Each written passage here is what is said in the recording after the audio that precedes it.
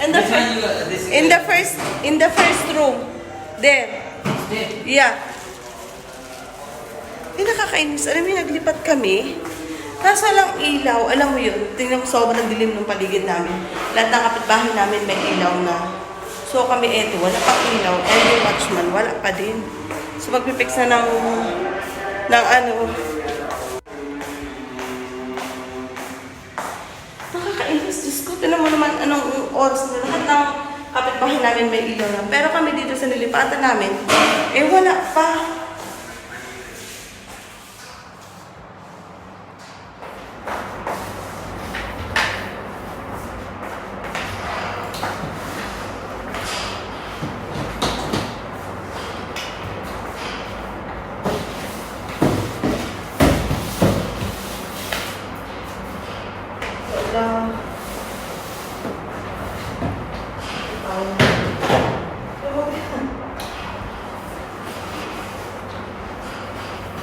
So anyways, bali, naglipat kami dito. So, hindi pa ito lahat yung gamit namin. Marami pa kami gamit dun sa iyo.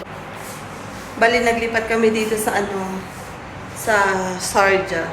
Patay ba natin yung, yan. Kasi ganyan, nung pagdating namin, walang grabe as in, walang kailaw-ilaw, walang kakuryente-kuryente. So, ayan, nakita niyo, sobrang haggard na ng itsura ko. Ganito talaga yung buhay. Alam mo yung, kailangan mo mag-suffer. Kasi nga, dati nakatira kami sa Dubai. So, ngayon, nag-transfer kami dito sa Sharjah. Kasi yung branch namin ng Sharjah is nag-open na. Kaya nung pagdating namin dito, as in, walang kakuryente. Tapos, itong kusina namin, grabe yung kusina namin, hindi ko ma-imagine. Sobrang hindi pa naaayos. Sabi nung broker na kausap namin is, okay na. So, medyo na-late na nga kaming lumipat. Kasi nga sabi nung broker, bigyan namin ng time. So, nagbigay kami 1 to 3 days. Kasi nung after nagbayad ng company namin, so ayun, bigyan namin ng oras. Nagbigay kami ng 1 to 3 days para ma-fix lahat. So, wala pa rin. As in, grabe, wala pa rin. Kaya ngayon, yan. Nakita niyo yung mga gamit. Grabe. Sobrang init. Buti nga nilagyan kami ng kuryente nung watchman. Sabi niya, after 1 hour or 2 hours, papatayin niya na. Kasi nga, ang may pa dito, ang nakabil pa dito is yung dating nakatira, yung Indian family. So, nakiusap talaga ako. Kasi paano kayo matutulog? Dahil okay lang kung may lampara ka o ilaw. Pero wala. Sobrang init dito sa UAE. As in, sobrang init. At grabe itong naranasan namin ngayon. Ito lang yung lipat namin na hindi maganda. As in, walang kuryente, hindi na fix lahat. Alam mo yun, hapon na kami nakapag-move in. Tapos, anday pang hindi sumasagot yung broker, kahit tawagan ko ng tawagan. Ang hirap pa kapag communicate sa kanila. Diyos ko, makikita niyo yung kusina namin. Dalhin ko ka lang sa kusina namin. So, yung bed namin, medyo pinifix na yung bed namin. So, ayan guys.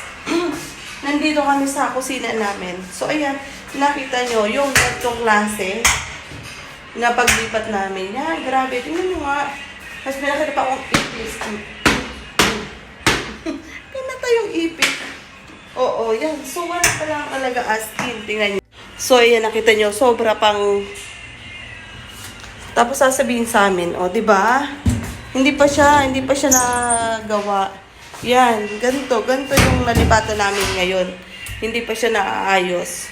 So, ayan yung washing namin, hindi pa rin. Nagdalad naman ako ng bigas, tubig, at saka asin. Yun lang din naman ang uno kong pinasok. Kasi sabi nga nila,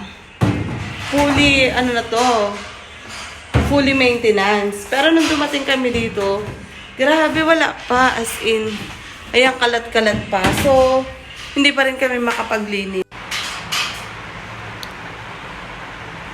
Tapos, ito yung bed namin yan. So, ito yung bed. Bali, ito yung akin. Bali, 1, 2, 3 to. Pero, tiga-isa lang. So, yan. Ayan na. Tapos, ito yung isa. Yan. Tapos, ginagawa pa yung kalahati. Bali, Dito sa room namin, 3 bed. Ito yung isa. So, ginagawa pa. Tapos, ito yung cabinet namin na 3 rin na steel cabinet. So, yan. Ito yung banyo namin. Iha-house tour ko na kayo. Lagay ng sapatos. Ah.